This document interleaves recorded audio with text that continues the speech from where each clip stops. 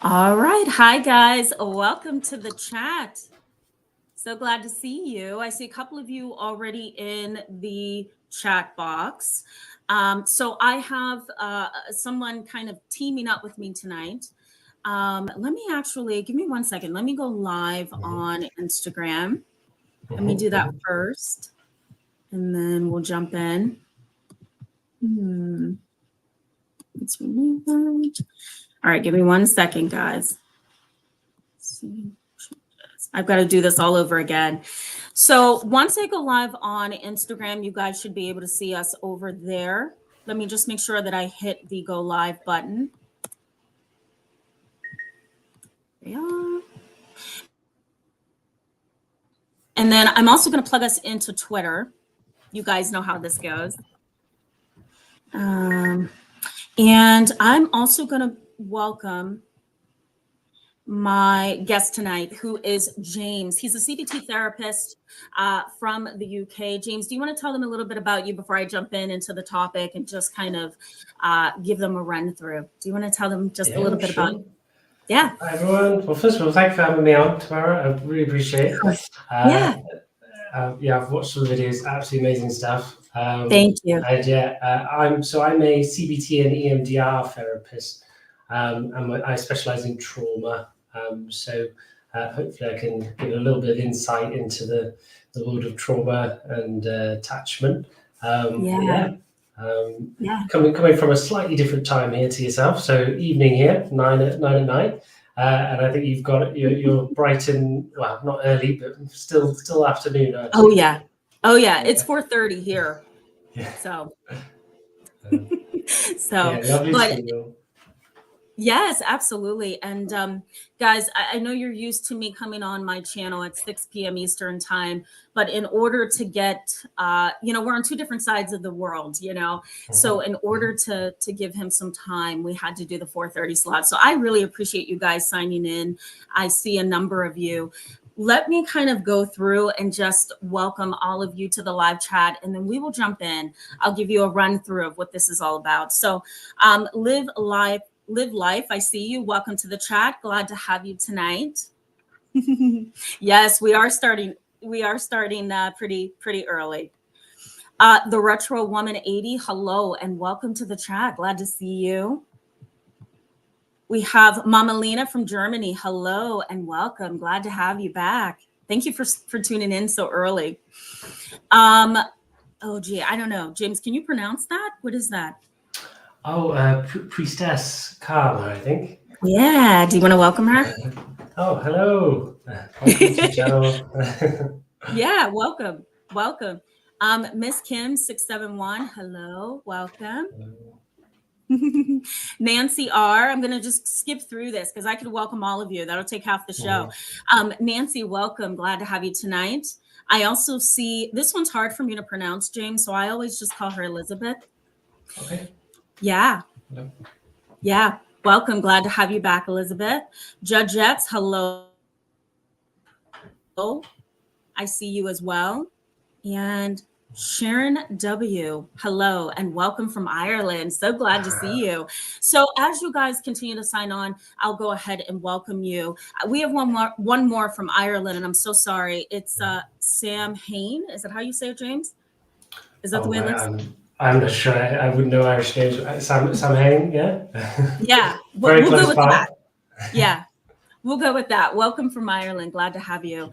All right, guys. So let me just kind of get into this just a little bit. And I think James is going to give us a piece of this that I'm not skilled in, which is attachment trauma. So I understand trauma. I understand how attachment works, but he's the one who's the expert in the attachment trauma. So he can pick and pull apart this situation and conversation for us. But I'm going to tackle the personality pathology. So let me just jump in briefly, and I'll let James explain the attachment piece. Let me explain personality development. Let's go with what personality is. And James, I welcome you to kind of contribute to this piece of it as well. My understanding of personality is that it's basically a distinctive character, right? It's who you are. It's what you've been born with. It is both a development of genes and environment. Would you say so, James? Well, there's two different theories. You've got type and trait-based personality theories. Type is like Myers and Briggs, which is where you have kind of a type and it's yours. It's yours kind of one for life. That's your type. And then you've got trait-based ones, which is something called McCost and McCrae, which is different ones that change through life. So two different ones, and the normal argument of nature versus nurture on everything I think we ever talk about. Was it there? Was it brought up and different sides there? But So, but it's a hard one. It is tricky one to break define. From. Yeah, it is a tricky one to define, and I think that's why sometimes it's really difficult for therapists to figure out what's a personality disorder and what's someone's actual personality, right? Because as James just said, it's difficult to figure that out. Now, my training, I've understood a personality pathology to be this enduring pattern of cognition, behavior, attitude, and ways of thinking. It's very inherent, right? A personality pathology or a personality disorder like narcissism is somewhat difficult to treat, right? Because again, it's an enduring pattern of behavior. It started somewhere. I also want to add in here too, before I allow James to kind of tell us about the attachment piece of personality, that a person's we can say a personality disorder has a lot to do with a person's adaptation or their adjustment in life. And a child's personality can develop at the second that baby is born. And so really secure and insecure attachment comes into play when a baby is born, right, James? Yeah, and they talk about kind of temperament, that you come in with a type of temperament as a baby already. You've already got a bit of introverted extrovertedness as a baby. It's like differences. But of course, then we got the nature and we got the nurture. Well, were you kind of pushed into a corner as a child? Was it hard to connect? Were you kind of rejected? And so it's lots of different elements. And it is very, very hard to see clearly what's what because there's just so many different elements to it. But definitely, attachment plays a strong role in how we kind of interact with others and what we define as personality. Yeah, absolutely. Yeah. James, do you think we can jump into the attachment piece of this? Where does attachment come in at this point? Yeah, so if the focus is on personality disorders, one of the first things I'm asking when I'm working with people is finding out how far are they down the kind of level of trauma. So is it a single incident, one thing that can get processed, and they've already got a base of understandings about being with people, who they are, their self-identity, and they've got stable interactions with people. If that's the case, you can just process PTSD in like a few seconds. And I'm sure you've done that. Absolutely. With the CBT. And so if you've got that basis, you can get rid of things so quickly. You can. I probably shouldn't be using the phrase "get rid of," but you know what I mean. Absolutely. Heal. Rather than things in the garbage, heal that wound. And I think as you go down, then you're getting to other levels. So we've got complex PTSD. This is where it's enduring, and it was there throughout often this childhood. It can be enduring, extreme instances, but in childhood, which is which is changing how we interact with people. Yes. They weren't really given the tools to emotionally regulate. They have a negative self-concept. So I am bad. I'm a bad person. Often in with not good enough. And then you've got what personality disorder and this is the core thing I'll ask is, did you have anyone back there who was kind of an attachment figure for a long enough period? Is there anything there? Right. If you've got something, I've got a board, I've got a springboard, and I think this is what we're talking about with personality disorders. If you haven't got that emotional regulation, they talk about in like it's EUPD now, but it was BPD. They talk about that the self is changing. It's morphing. There wasn't that stable base, which is where we talk about attachment. But yeah, that's how we come from an attachment point and a trauma perspective. But remember, I'm not an expert on secondary care, so that would be that in our country. That's where you would treat personality disorders, and I guess maybe something you've maybe come more in contact with from watching your channel. What's kind of your thoughts on personality, level of trauma? What have you kind of seen? And James, that's a fantastic question. Thank you for that. Let me just say that most of the research that I have seen on personality and attachment has been for borderline personality disorder. And most of that research, as you know, really focuses on insecure attachment to a guardian, a parent figure, a family member. And our research here in the US, James is in the UK, but our research here in the US says, and this has been in multiple studies over time, it says that individuals with borderline personality, the majority of them have experienced some kind of childhood trauma. And so as they develop over time, that childhood trauma can become attachment trauma once they become adults, depending on what they've gone through. So let me also mention too, and I want James to possibly tell us what the research says in the UK, but let me also throw in narcissistic personality disorder, which is kind of like this need to constantly be on top. The research there is interesting. And I was going back through it, James, the other day. I'm like, okay, let me get prepared for this live chat because I can't remember, some of the research, right? Because we take in so much. So, I'm looking over some of the research for narcissistic personality disorder, and the research says most individuals who have attachment issues can be narcissists, but secure attachment is sometimes what they emerge from. Have you heard of that research, James? Okay. I'm curious about secure narcissist. That would be that's fascinating. I'm curious. My training isn't as much in the personality disorders. But it all merges, and so it's impossible not to come across that and think about it in attachment. The idea, so when they normally talk about narcissism, there's normally kind of a vulnerability in the high self-esteem. It's almost a very vulnerable place because it's not maintainable. You've got good self-esteem, you've got low self-esteem, and then you've got I'm pretty great, which is the narcissist.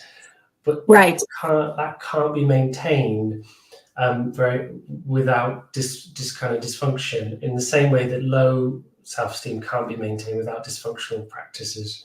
And where did they come from? So if there was secure attachment and someone was getting praise, felt good about themselves, had a strong, stable platform, I'd be curious about how that could become, because what they talk about, how that could become narcissistic personality disorder, because you have to have an entitled belief.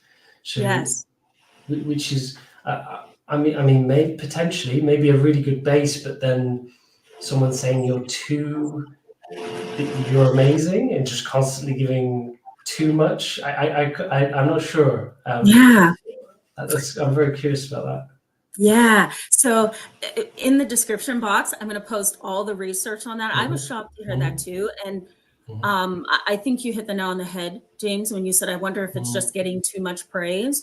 And that's basically what the research is saying, that the secure attachment and the narcissism have that relationship because of that that you are wonderful and you're great and we love you. And, it's that overly, I don't even know how to describe it. It's like the parent is just kind of going overboard with praise and validation, if you will. So, too much of a good thing, which you I guess coming as a therapist, I only see the other way. So, I'm constantly working with people who got none, and I think that's the thing, isn't it? When what I normally see is through the eyes of others, because the people who often cause the trauma don't come for the therapy themselves. It's normally the people who've had to go through that, the survivors. So, that's so true. Yeah. So I'm curious, but it sounds completely plausible. And if there's research on it, I'm a massive scientist in that way. So I appreciate that. Yeah. Me too. Okay, James, I'm going to go to the chat box and kind of see what you're saying. So let's look at this, guys. I'm trying to run this like we usually do, so bear with me. He is doing great. It's just me trying to adjust to this. Okay, live life. I think I welcomed you. Let's see what she says or he says. That's interesting. I think a baby's temperament reflects their fetal development and how their mother felt throughout her pregnancy, especially if her nervous system was compromised. Absolutely. Yeah. Let me just, and James, I'm going to give you a chance to kind of answer that as well. Let me kind of answer that for you from a neurobiological piece of the puzzle. So we have what's called amniotic fluid that surrounds the fetus. So once a baby is conceived, they grow through amniotic fluid. And that is basically the system by which the mother and the baby connect, and they can connect emotionally. They can connect through nutrients and food, vitamins, all that kind of stuff. So you are right that a baby's temperament can often be impacted by the connection between mother and baby. Would you say so as well? Yeah, well, I think you've got that in one very neat package. I think it sounds like you know a bit more there about fetus development, but yeah, I've seen lots of studies about stress going through into pregnancy and things like that. So yeah, absolutely. Thank you for that, Live Life. Live Life is one of the viewers that just has these awesome psychological questions all the time. So yeah, I love it. All right, guys, let me know if you're having sound problems again. I'll make sure that you guys can hear. Hello, Chrome Butterfly. Welcome to the chat. Glad to see you again. All right, let's keep going. Let's find some comments. Sun Goddess Moonchild, hello and welcome. Glad to have you in tonight's live chat.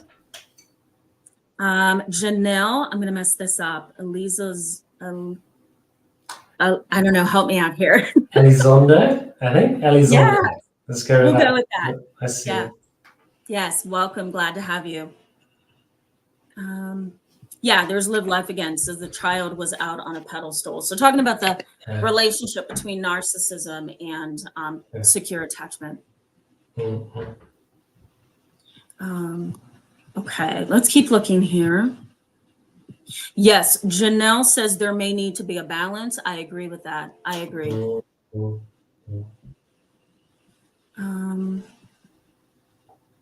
Let's keep going. Just looking for comments that we can answer. Do you see any, James? I actually haven't got access. I thought I did, but I've just got no backlog. So let me see if I can fix that. So once you start talking again, once we jump back in, I'll see if I can play around with that. Okay. All right, here we go. So some parents try to overcompensate for some other diagnosis. So they go overboard with the praise.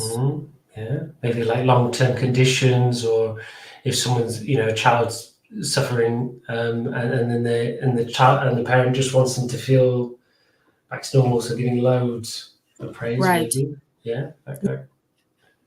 Yeah, absolutely. I actually have I had a child that I used to see about 8 years ago in community mental health. And this young man was on the autism spectrum. So this kind of had, the diagnosis kind of had something to do with the behavior. But this young man grew into a 22-year-old who really had a lot of narcissistic tendencies, and it became worse over time. He's like in his 30s now. And one of the reasons why, and myself and the psychiatrist that was treating him thought it was because mom and dad tried to overcompensate for the autism spectrum disorder diagnosis. And so by that overcompensation, this young man just became very, very self-centered and narcissistic and egotistical. So there might be something to that in the broader sense of treatment. Yeah. I'm also curious about the origins of the two different types, because you've got the delusional subtype where they actually, it's almost like they're disconnected from reality. It is, I am this amazing thing. Yes. And then the more covert, which I've seen you speak about on your channel. Yes. We're very curious about those two origins. One seems very much almost similar to low self-worth, because they put the line of where they need to be so high, they feel rubbish about themselves. Yeah. But when we look at self-worth, there's another level. They think they're absolutely nothing, and they don't think they're good enough just to be normal. So, very Absolutely. curious. Absolutely. Yeah. I think it's an interesting concept. And I probably should briefly throw this in here before we go back to the chat box, that, an individual who's on the spectrum, they do sometimes lack what we call mind blind. It's kind of like a mind blindness. They kind of lack what's called theory of mind, and that's kind of a part of the brain that has empathy as its core focus. So, and personal insight. And so this young man on the spectrum who became egotistical over time, he didn't have that insight to be able to say, there's something going on and I need to stop. I need to be more humble. So I just thought I would throw that in there as well. Nancy R, hello. I don't know if I welcomed you. I probably did. I forget what happens every 2 seconds, so ignore me. Nancy R says, my daughter has BPD. It's been difficult, but we love our own way. Absolutely. Yeah, absolutely. Crumb Butterfly says, does lack of accountability play more of a role than praise? You want to take that one? I'm thinking for a moment. That's really interesting, because there's definitely lack of responsibility in narcissism. They'll do something and then they'll distance because, well, that's your stuff. So lack of accountability for other people's feelings and emotions, definitely. Yeah. I guess from a childhood point of view, though, it's hard to tell, isn't it? What would that look like in childhood? How could you? Exactly. Is that being given without being given that theory of mind stuff? So someone without autism not being told or taught about consideration of other people's feelings, potentially. Yeah. I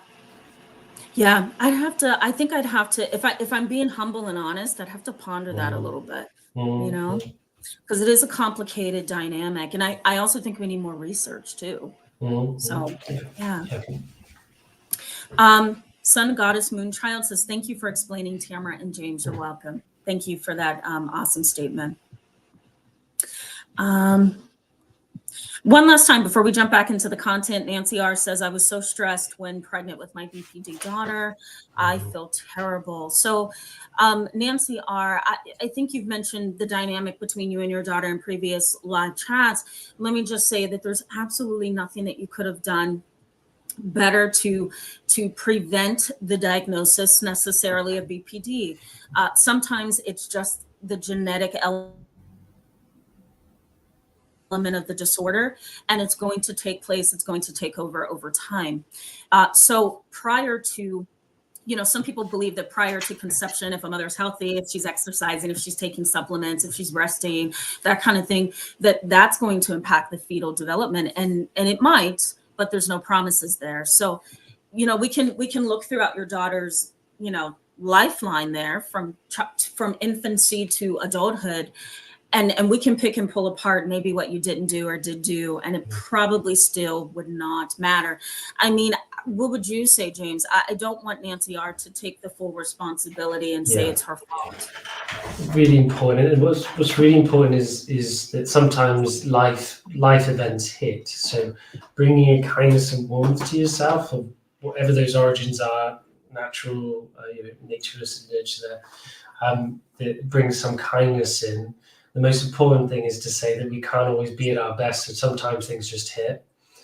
Yeah. But it's what we do now. So if you can come back to that, as George's probably more in an adult place, and trying to create that stable base, and the compassion you show to yourself, actually, I was doing my best, is something that you can then mirror, and they can see themselves. So it's less about attacking the self or the past. You've still got loads of opportunities to build, develop, and create stable base. Life just I've been there before, looking at formulations, and I'm probably guilty of this. I'm there thinking, okay, what did the parent do here? What did they do there? Yeah. And sometimes, no, it wasn't about that. It was the parent got hit with everything at one time, and that's why it was interpreted incorrectly as them being the problem. I'm a bad person. It's because there was too much going on. Yes. So just kindness and warmth is what I'd say, and moving forward, forward directed towards building that stable base with your daughter. Very much agree. Very much agree. Okay, guys, you guys are awesome. So I see more questions. Let's jump back into the content. I think I'm going to start this part of the live chat, and then James can take it from there just to give us some insights. But let me highlight cluster B personality disorders. And you guys are probably familiar with cluster B. We talk about it all the time on the channel. Cluster B diagnoses are often at the core of toxic family dynamics, relationships where there's attachment trauma, where there's complex PTSD. I'll go over this briefly. Cluster B is borderline personality, narcissistic personality, the antisocial personality, and I always do this. I forget the last one. I think it's the histrionic personality. It's a category of personalities that's a cluster. We put them together. As you guys know, we talk about it all the time, because at the core of cluster B is emotion dysregulation, difficulty with relationship stability, managing situations that are emotional or highly charged in an appropriate way. And there's often a rigidity and a rule-bound kind of personality and disposition within cluster B personality. So maybe James can educate us to how attachment trauma can impact personality over time. Can you hear me, James? Yeah, it was just a little bit delayed then, and then I got it all of a sudden. Oh my goodness. Okay. Do you want me to go back? No, I did get it. It just took a second. It went quiet and then gave me the chunk of what you said. So I'm definitely not an expert in personality disorders. Like I said, in UK we have a tiered system. So I'm expert more in kind of complex PTSD, and I know the differences. But when it comes to personality disorders, really not where I'm at where I know the most. But I do know a lot about attachment. So maybe if I give a little bit of understanding about a kind of attachment and emotional regulation and how they go into the personality disorders, would that be helpful? That would be great. Yes. Yeah. So what we're thinking about with personality disorder more in general, rather than picking out individual ones, is learning about in attachment. You're learning what emotions are through what the parent-child interaction is doing, is kind of giving messages about what emotions are. So parent will go, oh, so you're feeling sad. Okay, so you're crying, you're feeling sad. They label it, they allow them to understand it and create this, give a label to what it is. Yes. They will then kind of meet the child. Normally they mimic the emotion on the face. So I don't know if you've heard of the still face experiment. Yes, I have. Yeah. Yeah. So they mirror it automatically. But Yes. if you do a still face, I'll just say this for the audience. Have you said this before? I don't know. I might be covering old things. No, this is totally new to the channel. Okay. Yeah. So if you go still face with a child, with a baby, then there's lots of discomfort that's created, and this is because there is this kind of constant play of behavior reaction and they're learning to be in sync with emotions, and from such an early age. But then as they're growing up as well, they're learning to identify, soothe in the same way. Yes. And this is that emotional regulation. So in attachment, you need a stable base of this kind of trust to be built up and this inner will to be accepted. And then they can slowly start to go out into the world, and then you've got secure, which I always thought was the perfect springboard, but I didn't realize that maybe then they go too far. So Right. I never thought about that, but it was fun to be learning and talking with you about this. But Sure. with that, that's where the attachment comes in, and this is where it can then turn into personality difficulties because there's no self-regulation, no sense of self. When we look at, so we don't normally use the personality criteria quite as much, because you then get people getting given labels all over the place, and then they Yes. certain places. So what we do is we don't really use it. And I've probably seen people who may have been classified as EUPD or BPD. Yeah. Yes. But we don't give that label. But what we do is we come at that from the same place as CPTSD. Right. And we start to create a stable base, managing emotions. You're doing that kind of legwork at the beginning of building that stable base. Again, not putting blame to the parent. If life gets thrown up in the air, say you lose where you live, and then you have financial difficulties, and then someone leaves or something, you might not have any control, and you might not have any one-to-one to start building that connection. So as we're talking about this, a lot of compassion, empathy for those people who really wanted to do it, but there just wasn't the environment, where there was too much danger, probably not because of them. So just again, coming back to that person who was saying something earlier about their own experience, lots of compassion on that journey, and lots of hope. You can rebuild it later on. I've seen it where people slowly build up that emotional regulation, slowly build up a stable base, and move forward. So yeah, absolutely. And I think you guys can definitely relate to what he's saying about that. Let's take a little bit of a break. Let's go to the chat box. There's a lot of great questions. So I'm going to go to Jajets.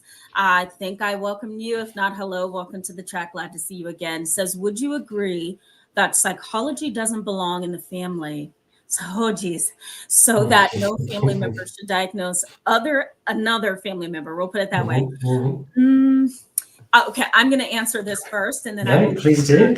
Yeah, I mean, so I think there's a little bit of a walking of the line here. You know, I can put down my therapy hat and relate to my family in a loving, compassionate way, relate to my family in just a heart-to-heart kind of way. But if I see something going wrong and my heart becomes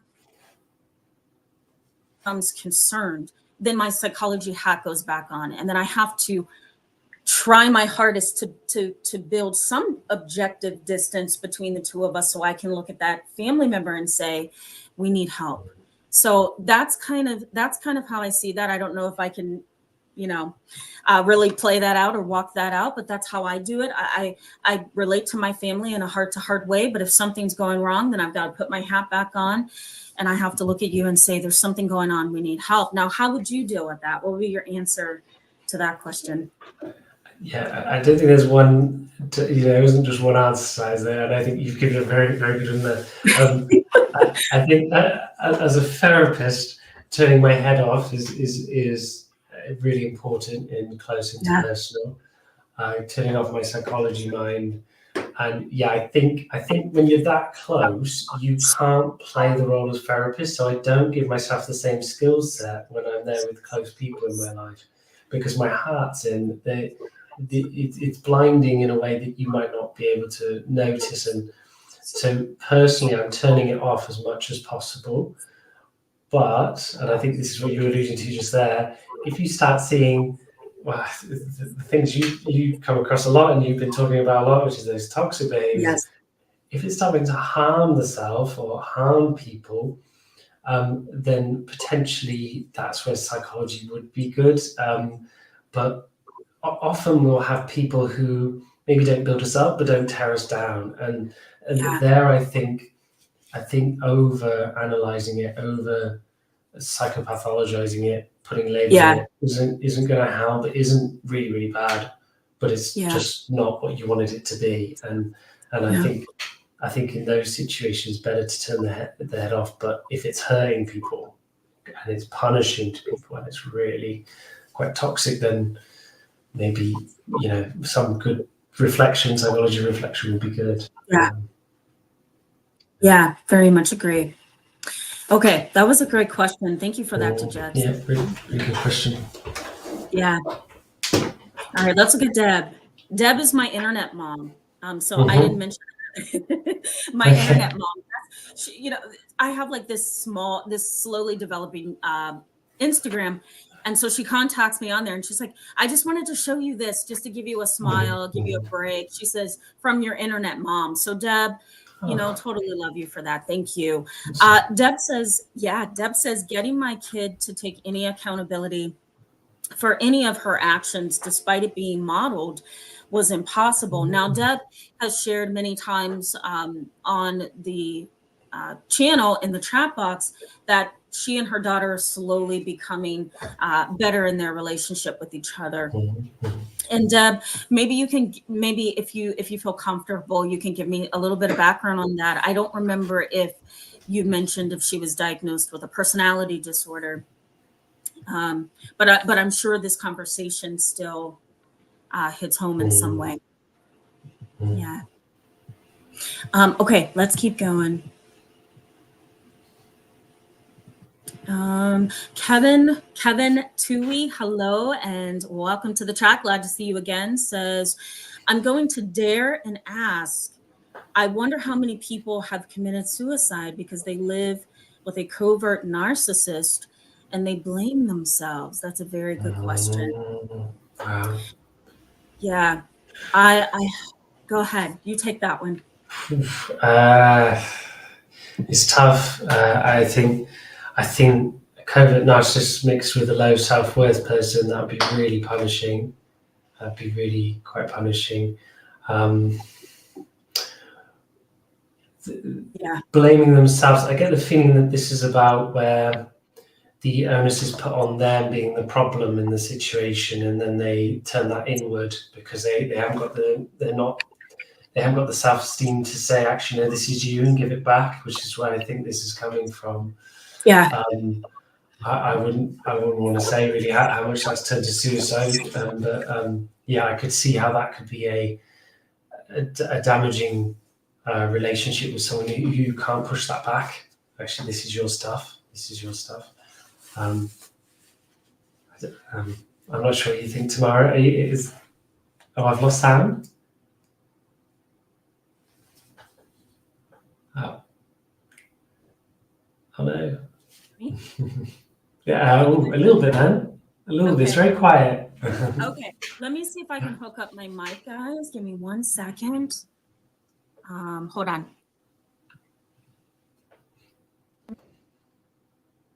Can you hear me okay? Yeah, no, okay, yeah. And I can't hear a thing, so I'm not going to even do this. Ignore me. I was just trying to get better audio. Okay. Sorry. Yeah, it might not be picking up your voice. Oh no, it's kind of pausing and then sending it all. But yeah, I guess all I'll say there is that it could be a tough relationship with someone with low self-worth. that was my thoughts. I don't know if you know, actually, there seems to be lots of similarities between an avoidant attachment style, so dismissive avoidant, and narcissism. Have you seen any links between those two in the research? I actually have. And I think I'm going to post, I should have 2 articles I can post in the description box for you guys. My experience with narcissism and avoidant personality traits or avoidant attachment, my understanding and even my experience has been the avoidance most likely is a fear of being, and James, you can maybe pull from the attachment piece of this, but my experience has been a little bit of a fear of, number one, being found out, right? That maybe I'm not living up to a certain standard, or maybe my expectations of myself are low.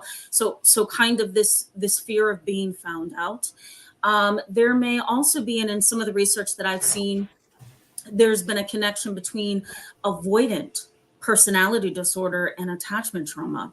That an individual who is avoidant and has an insecure attachment is likely to develop an avoidant attachment disorder or avoidant personality disorder, into adulthood. So there's a lot of research there. I'll make sure I post them in the description box for you guys as well.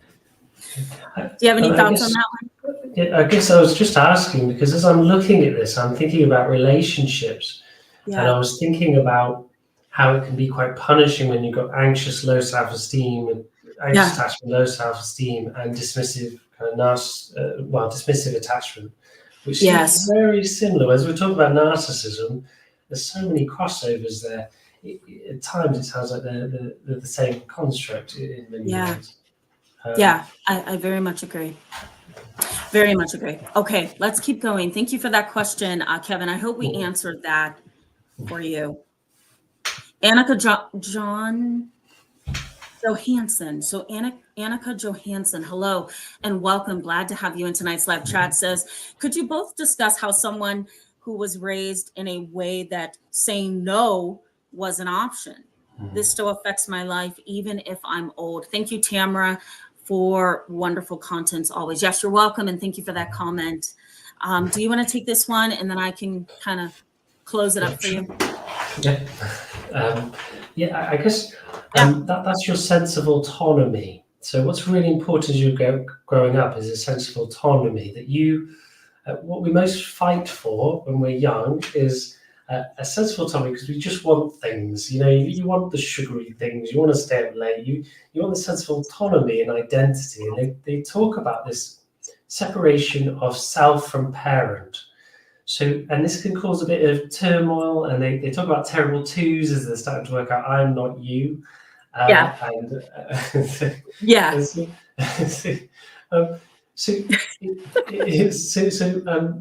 not being able to say no, I guess for me that clicks in with sense of that sense of autonomy and what I want to do and being listened to.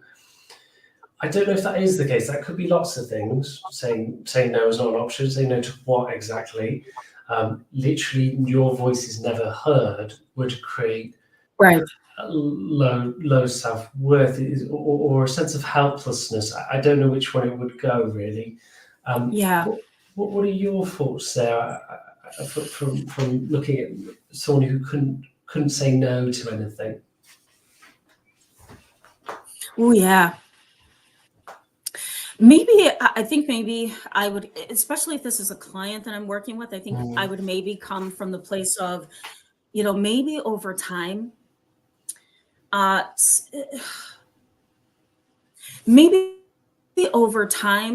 somewhere, whether you're the one that says, I'm not going to say no because I don't want to rock the boat, or I don't know how to accept no. Either way, to me, that has something to do with childhood development over time, what's been modeled, what hasn't been modeled, how you've been raised, maybe exposure to what, James? I don't know. Not a very healthy family dynamic or parent-child dynamic. That's really what I can pull from that right now. I would have to sleep on this question, Annika, because I have like 900 thoughts in my mind right now. I think, James, I think you summed that up well. I may come back to this because in my notes, I'm going to come back to this comment. So thank you for that comment, Annika. Do you want to add anything else before I move on? No. I think it's hard because we don't know exactly what you weren't allowed to say no to. I think if we could have perspective, then we'd be like, oh, there you go, which I think is why it's a bit kind of is it that, isn't that? Yeah. But yeah, definitely. Yes. Definitely shows some signs of things that weren't particularly at their healthiest at times. Absolutely. Agreed. Okay. Elizabeth says, James is so calming and his advice can be applied to my life as well. Well, I agree. As my first live, thank you very much. I really appreciate that.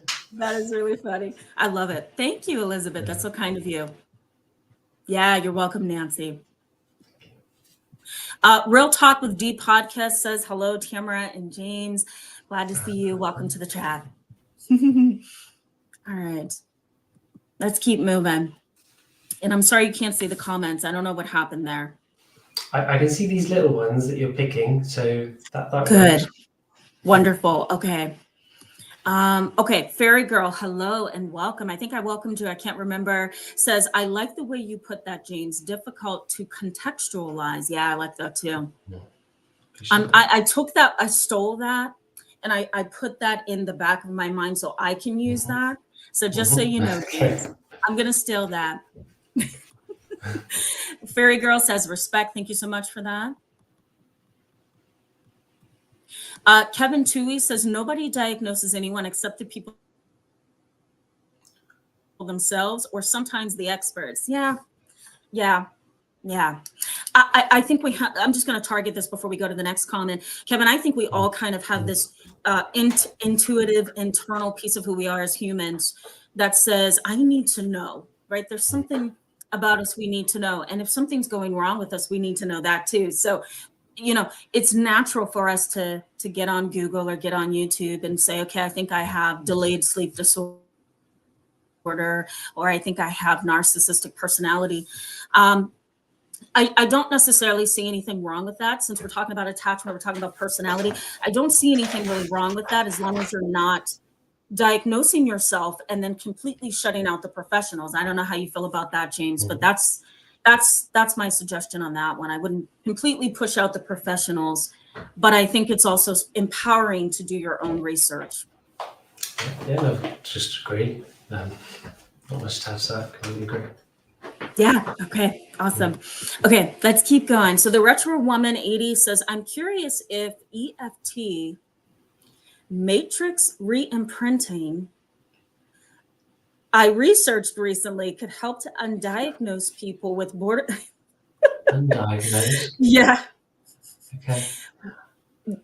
Yeah, go ahead. I'm stuck.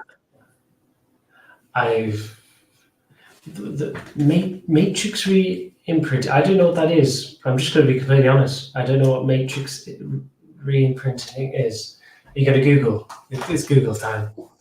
I'm going to Google. Yes. Okay. The Retro Woman 80, you had to do this, didn't you? So wait, EFT, I don't even know what that is. Wait. I'm trying to think. That's not the, no, I don't know what that is either. I want to Google as well. Okay, she has stumped us both. So, is that emotional? Oh, sorry, go ahead. No, you go ahead. Emotional freedom techniques? I don't know what that is. Maybe. Mm-hmm. Well, it says here that a EFT technique to change your relationship to your past and dramatically transform your physical and emotional health. So what I'm getting from this, just in Google search, is it's a little bit of psychology and being mindful of the mind-body connection. That's what I'm getting. Mm-hmm. Yeah, I can't add much. I guess we just follow NHS guidance. So we have like nice guidance. You just follow set things. Yeah. Which is hard because they're evidence-based. So we know like models that have some kind of scientific body to Yes. surely work, but then there are obviously other things that we don't use that do have evidence bases. So Yeah. Yeah. We're grasping at straws here, the rest of the woman, Amy. They use I think they use DBT in the UK for borderline personality disorder or EEP. That's all I know. Yes. It's all based. Yeah. Yes. Thank you for that question. I'm going to do my research. Okay, I have to read this just because it's hilarious. And then we're going to go back to, I'm going to get some more of your comments so we can answer them. And then we're going to go back to the content and get close to wrapping up. But let me just, Kevin, don't marry anyone in the helping professions. I married someone with a master's degree in art therapy. She took our children to hypnotherapist without permission, planting ideas of abuse. Well, we're never getting married. Right. Right. Yeah. I appreciate what's being said there. I guess a little bit on the broad statement side, but I appreciate what you're saying there. Yeah. So you felt your trust has been hurt by someone who was in a caring position, but they've gone behind your back, and I appreciate that. Yeah, that's really good. That's really good. So let me just target this before we go to the next comment. That I cannot diagnose live. So, but just from the way that you give that to us, Kevin, it could sound like a narcissistic trait of some kind, right? And our research that we have on personality disorder suggests that sometimes those who are in the helping profession, in any profession, can sometimes have a personality disorder, and they're working from that. And so maybe your ex-wife, is this your ex-wife, I think? Yeah, I think. Maybe there was a personality disorder there, and you didn't see it until the end. So potentially. Yeah. I hate to say that because I love my profession, but sometimes there are professionals that do have personality disorders. So now you have completely caused me to be paranoid, Kevin. Thank you for that. Yeah, we're definitely not getting married at that point. Live Life says, does anxious, avoidant, or insecure attachment show up more in narcissists as well? Or are those more in line with a codependent attachment style?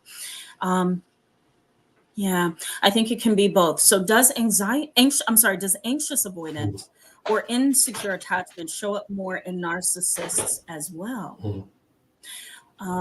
Or are those more in line with a codependent attachment style? You go ahead. Well, yes, just a bit with the word in this. You've got like anxious attachment, you've got avoidant attachment, you have fearful avoidance, and you have, my brain's gone, fearful avoidance and dismissive avoidance. Yeah. And so just on the language here, they're all insecure because the secure you'd be getting your interaction, your emotional regulation, and the slow development of self and confidence. So that's where you get most of the healthy stuff that sticks with you. Of course, there's schools and things like that, but so you've got those different categories. I don't know as much about narcissistic personality disorder or as much about narcissists, but the more I've been reading, the more I know I explore this area, which is slightly more your area. But the more I explore that, the more it just seems exactly the same as dismissive avoidant, which is my emotional needs are going to get met by you. I don't feel good about myself, but there was some kind of high expectation, so I have to be up here. And the way to deal with this emotional hurt is push away, lower it. I'm going to lower it, and then it can't hurt me. I'm going to lower it, and it can't hurt me. And the narcissist seems to do the same thing, which is put themselves up here and go, you're not good enough. You're not good enough. And then anytime someone comes in and says, well, are you good enough? Then they get really hurt. And it's emotional and it's really tough. So it feels like narcissism is like dismissive avoidance, but it's slightly more embedded, slightly deeper. Yeah. Is my thoughts. I hope that kind of answers the question. It's a bit hard because, and is it Liv? Don't worry about the terminology. It took me like 6 years even just to get the wording right. They use so many different terms. It's exactly. I agree. Okay, let me take a shot at this question.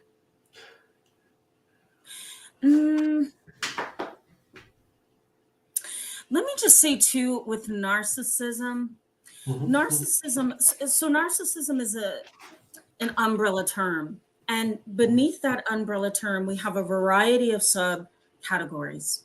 So for you, Live Life, I think when you say narcissists, I'm thinking the covert narcissist when it comes to anxious, avoidant, or insecure attachment, because that covert narcissist hides, right? They're not as overt. They're not out there being narcissistic. They're very, very hidden. And a lot of their behaviors can seem to be passive aggressive.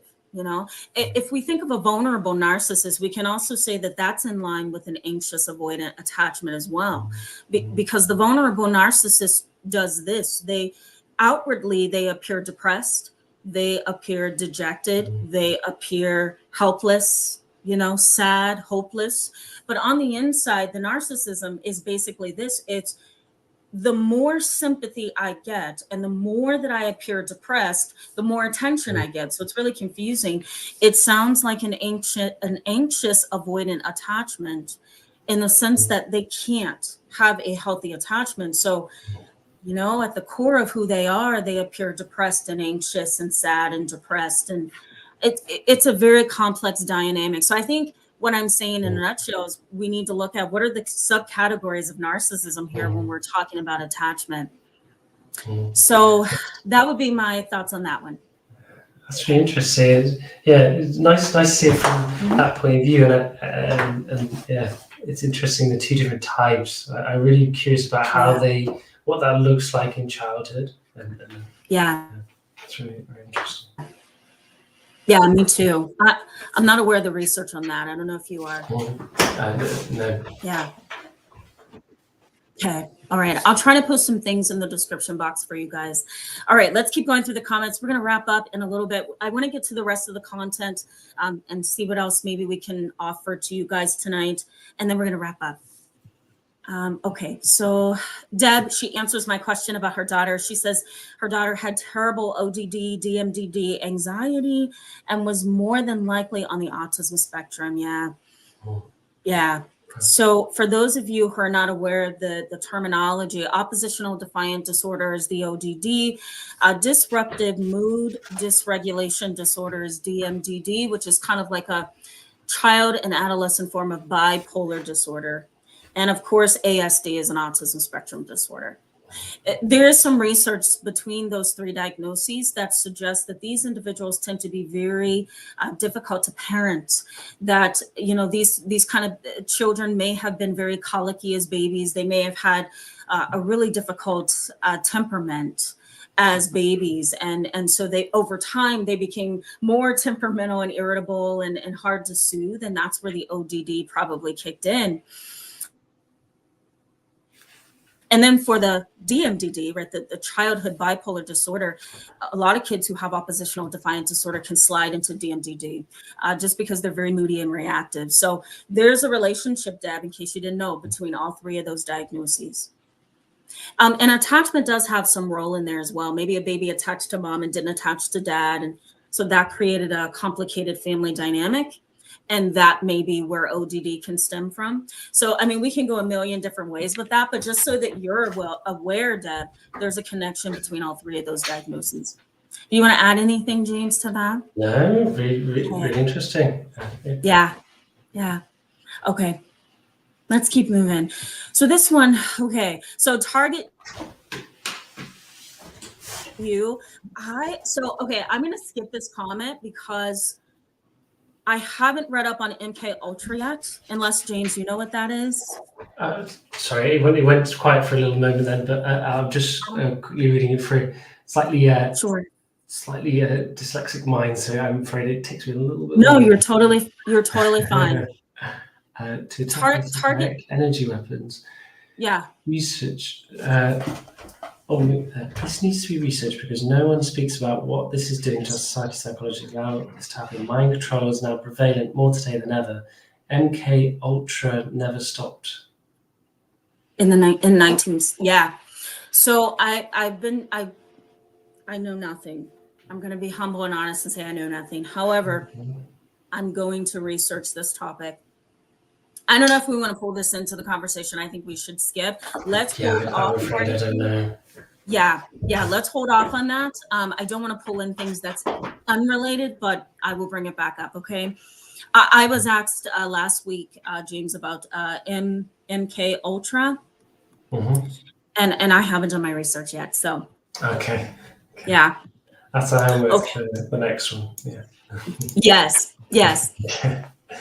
Sun Goddess Moonchild says, what's a DMDD? Yep, I just said it. It's disruptive mood dysregulation disorder. It's a childhood bipolar disorder. That's the best way to think of that. Dragon Man Sasson, hello, and welcome to the chat. Glad to have you join us tonight. Deb has a great question. I think James is going to take this one. What kind of attachment would someone have if they were raised with a narcissistic dad and completely cold and unemotional and non-nurturing mother? Well, the attachment, well, first of all, the impacts would be, well, the narcissist isn't going to be looking at your needs. So my needs won't be important. So there'll be low self-worth, not good enough. Cold and unemotional mother. So what they'll do is they'll go through the categories. So you've got secures where, so say you've got an emotional and emotional receptive and your emotions. Then you've got one down, which is where you get the anxious attachment, where you've had some love, you've had some sign of it, but it wasn't obtainable, or it wasn't consistent, or it was there, but then wasn't there. And then you've got unemotional. And what the child does, so they call out. Okay, this was a bit simplistic. I don't want. Yeah, I'm summarizing here, but they will call out. So parent, help me. Okay, or they'll cry, they'll do emotions, and so they're trying to get their needs met, and that's part of survival. Now, the next step in survival is your parent gets angry. Tries to push you away. Your emotion is too much, too overwhelming. So this is where the child then feels angry. You can't reject me, and this is part of survival. Again, you put, no, I'm here. So this is the next step of survival. And the first step, and this is the most upsetting of all the steps, is your anger gets punished or completely ignored, or it becomes a trauma because you became angry. Yeah. In which case you'll learn to suppress all emotion, which is avoidance. And they found that the avoidance have the same heart increase as an anxious attachment, so same internal world, but they are completely just not showing a thing. They've almost made a pact with their parent that if I don't show any emotion, will you keep me around? Can I stay alive that way? It's really, I know it's hard-hitting stuff, but this is why it stays with people for life. So a narcissistic dad, I'm just kind of putting out the picture because they probably wouldn't want to spend that much time or invest much time. The saving grace could have been the other parent. Yes. But unfortunately, if you told me unemotional, then I would have to go with avoidant. I don't know which type, because I think that would depend, but some level of avoidance. I don't know if you've got any thoughts on that, but that would be where my mind would kind of take me. Yeah, that was great. I don't. Now, I'm going through my mental bank. I do know there's some research on emotionally detached and immature parents, but primarily the mom, or the mother figure, I should say. Some other research done on emotionally detached and immature mothers is, if there's a narcissistic father and there's an emotionally detached or immature mother, that child's going to lack some essential pieces of love and affection, an example of how a relationship should be. The child's not going to have two parents that could model what's healthy. So the child, according to some of the research I've seen, the child often, evolves into an adult who's very insecure, very afraid, very anxious, very avoidant, because they're very, they don't know, I'll put it that way for lack of a clinical term, they don't know how a relationship should be. So they almost grow up, quote unquote, relationally disabled. Because they, you know what I mean? Because they didn't have that connection or that, yeah. And I certainly don't want to bring in, this is so controversial. I don't want to bring in Dr. Phil, okay? But I'm going to have to, he says some things. You know Dr. Phil, James? It's American, isn't it? I think that's... Yeah. I've kind of heard of him very, very briefly. Okay. So Dr. Phil is famous here in the US, and I don't agree with most of what he says, but I do have to mention this because he did say something that was noteworthy, which is the same gender parent is often the most important parent to the child. So if we have, for example, a mother who has attachment issues, who's narcissistic, who has borderline personality disorder, who has a very dysregulated emotional system, and the daughter is trying to understand relationships, it's going to be hard over time for that child to grow up and have a healthy relationship because she looks to her mom for that example of what a healthy attachment should be. So thought I would throw that in there. I will put some research of that too in the description box for you. Okay, let's move. Go ahead, James. I was just going to say it's really important. I think because I'm so passionate about attachment, I think it's really important to bring in all those other parts as well. Models, what does it look like? Yeah. And attachment isn't everything. It's really important, and it's a cornerstone of a lot of things, but it's also those other elements, and I think it's really good. I guess I'll sometimes come in with such passion. This, you got this, and then you got this, and then I think it is really important, but there are also these other elements, and I think they're really important to look at it in a holistic way. Yeah, me too. Very much agree with that. All right, let's keep going, guys. Then we're going to jump back in. I do want to briefly mention dark empathy because empathy is highly connected to attachment theory. So we're gonna jump back into that. We'll go to the chat box and we'll say goodnight. I know it's probably getting late there for you too. So yeah. Okay. All right. We're on our way. Annika, thank you so much for that. Says you're spot on. I think she's either, commenting you or me. All right, so let's go to Sun Goddess Moonchild. Says BPD is having the extremes of both parents, one overly passive and the other one narcissistic. That's what I thought. I think that's and I'll give James a chance to answer this as well. That might be more of a layman theory of borderline personality disorder and the relationship between both parents. Our research says that there really isn't there really isn't any specific personality disorder in the parent, in the father or the mother that can cause borderline personality disorder, but I can see how that could possibly be correlated. Yeah. Are you aware of anything?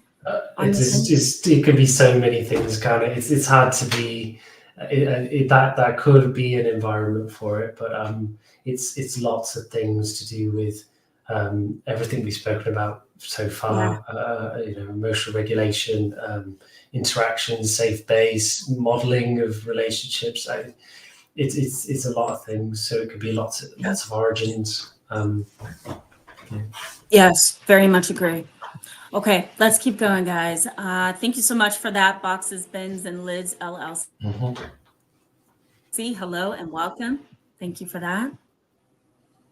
Okay, let's go to Elizabeth. We haven't really delved into her comments. She says, my last texting with my mother was that I wrote her that I block her and I write me an email. Am I reading that right? If she has an appointment to a psychiatrist or a clinical psychotherapist for diagnosis. Elizabeth, it's probably me. Are you getting anything from that? question? I get what it's saying. I don't think I've. My first thought, and I don't know, it's got to be really complicated, isn't it? This interaction and how long it's gone on for, and what are the basis to this? But I guess anything where someone has to go to therapy, I've never seen that dynamic go that well, where they're there because they have to be.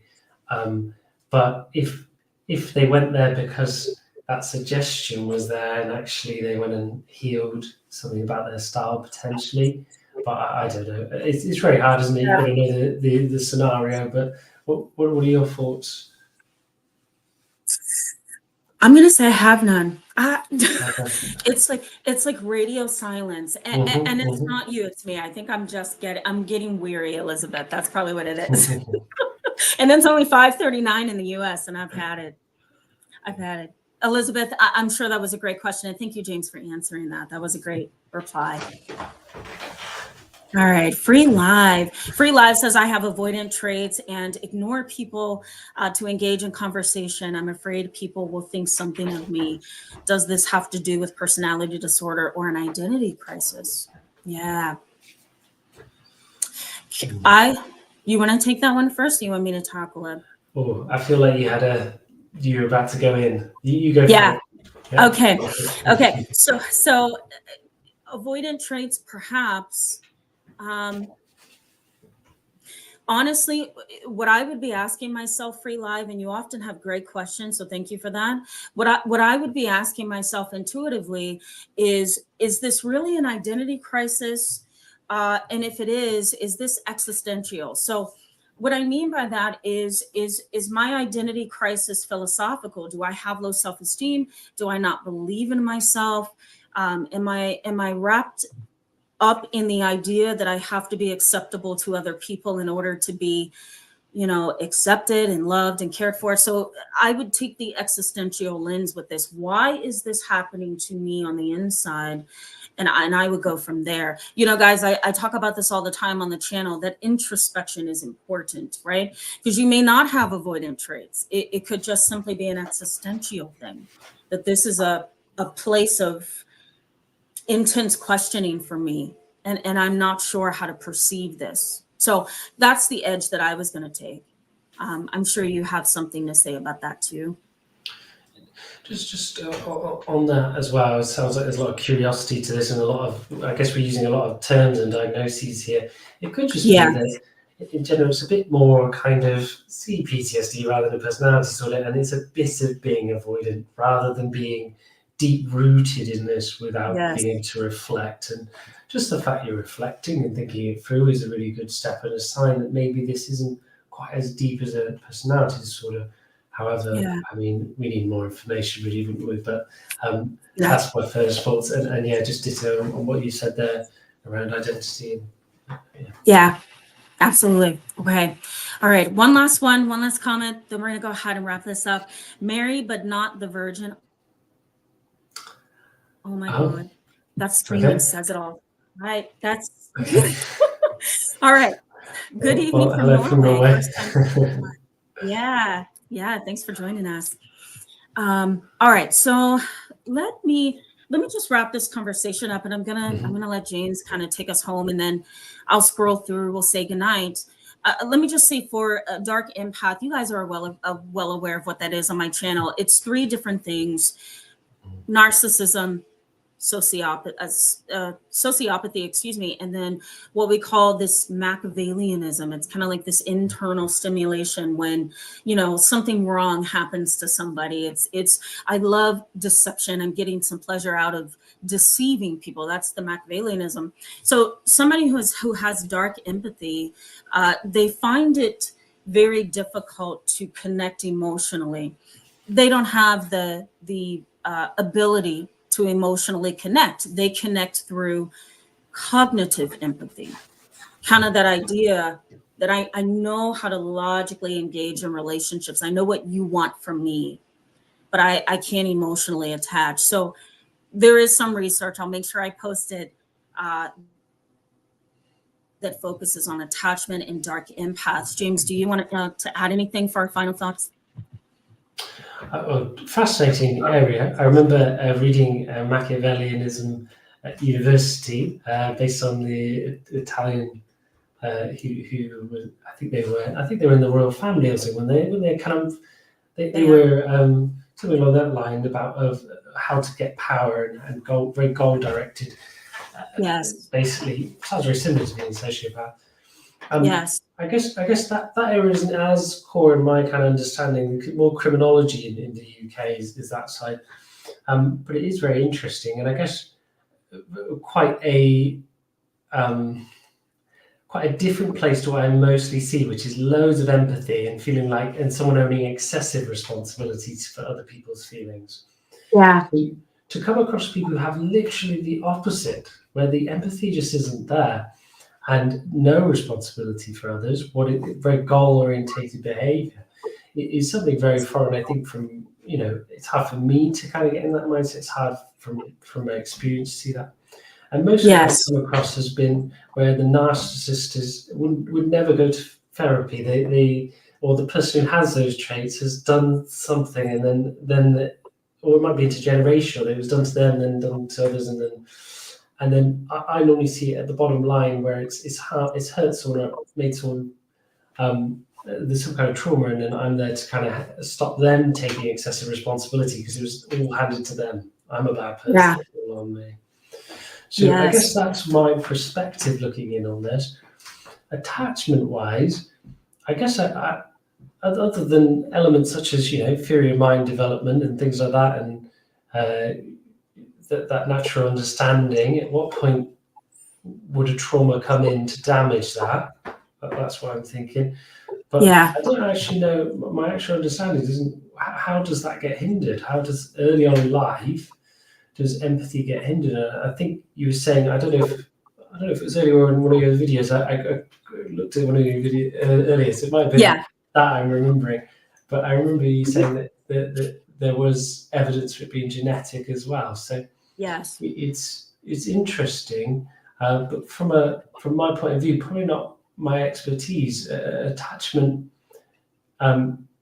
If it was genetic, then you bring it in.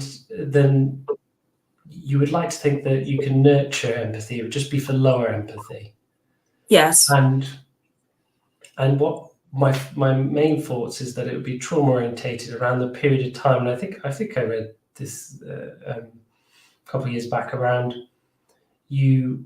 As you're just starting to understand the external world and other people and kids in the playground and things like that, if you get traumas coming in where you're at that pivotal point of understanding other people's points of view, that can play a role.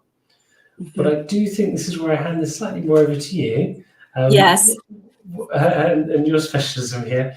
What have you found in your research and for your own experience? Because I know that you've worked with kind of youth and things where it wasn't about kind of coming to therapy. It was kind of more troubled upbringing. Yes. What have been kind of what have you witnessed in relation to this dark triad and development? Oh yeah. Well, so I've only treated. I'm gonna say I've treated at least 2 adolescents, so 18 and one was 19, the other one was 18. And my professional experience with dark empathy has been they don't attach very well at all as children. And some of our research shows this, which is why they have some idea of empathy, during the developmental period from infancy to adulthood. They have an idea of what a relationship is because of the modeling of parents and family and things like that, friends. But once they become adults, it's really hard for them to navigate attachment, healthy relationships, because they only have, James, what I said earlier, and what you touched on a little bit, which is just that cognitive empathy. I get where I need to be, but I don't have the emotional ability that I need to make a relationship work or a connection work. So, the 2 that I treated, very anti. antisocial, very antisocial, very methodical, and very deceptive. That's that Machiavellianism piece, very deceptive. And they enjoyed it, both individuals. Yeah. Yeah. Very unhealthy attachment growing up. And really didn't have a very healthy modeling at all of what relationships should be. So I think, guys, we need a little bit more research on the dynamic between attachment and personality disorders. I don't feel like we have enough. So anything you want to say before we sign off here in a little bit? No, it's been really interesting. Should I wait? Are we going to kind of sum things up in a second? Yes. Okay, then nothing more to add to that at the moment. Okay. Awesome. All right. Let me just highlight a few comments, James, because they're for you. Some of them are for you and I both. And then we're going to wrap up. Okay, guys? And I want James to give you his website just so you can go and see what he's all about as well. Elizabeth says, what if two therapists get married? I don't know. You answer that. I don't know. Just pure glee. Just happiness. No, I'm joking. No. I have actually. I think. I know two therapists who got married, and they still have similar, difficulties, everyday difficulties. Just be the communication's really on point, so they navigate those maybe a little bit better. But they still have loads of difficulties, and you've still got to come to terms with it. The person you love is going to be annoyed by you, and you will annoy them. No one's perfect. Oh yeah. And so this idea of love and love theory, we'll get to that another time. I really enjoy researching. Love theory is that we navigating that is really tough, even if you have all the skills. So they communicate really well. They're great people, but they're still human, and they're still gonna have to navigate big things. That was nice. I like that. Okay, I'm gonna leave it there. Okay. Mama Lena, there you go. She gives us the answer. They always have someone who listens. Yeah. There you go. I guess. All right, guys. You guys are wonderful. Anna R., hello, welcome. We're signing off here in a little bit. We kept him over time. Just want to scroll through and make sure we haven't missed anybody. Hi, Courtney Fraser. Welcome to the chat. We're going to sign off here.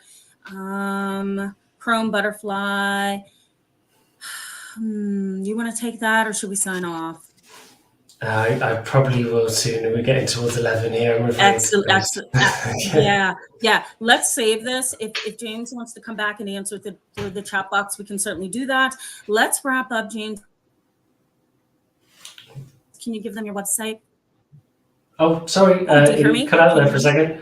Yeah. So that's okay. I'm sorry. My YouTube's Psychology on Demand. If anyone's interested, want to hear a little bit more about attachment and love theory, those are probably my expertise. Maybe I'll pop on again for a chat and we can do it again sometime. But if anyone wants to search a little bit more, come find me on Psychology on Demand. And it's been a massive pleasure being here. Awesome. Thank you for being here with us. Really appreciate it. Absolutely. Same here. Thank you so much, guys. I will see you tomorrow with another live chat. Thanks so much. Bye-bye. Okay. Take care, everyone. Bye.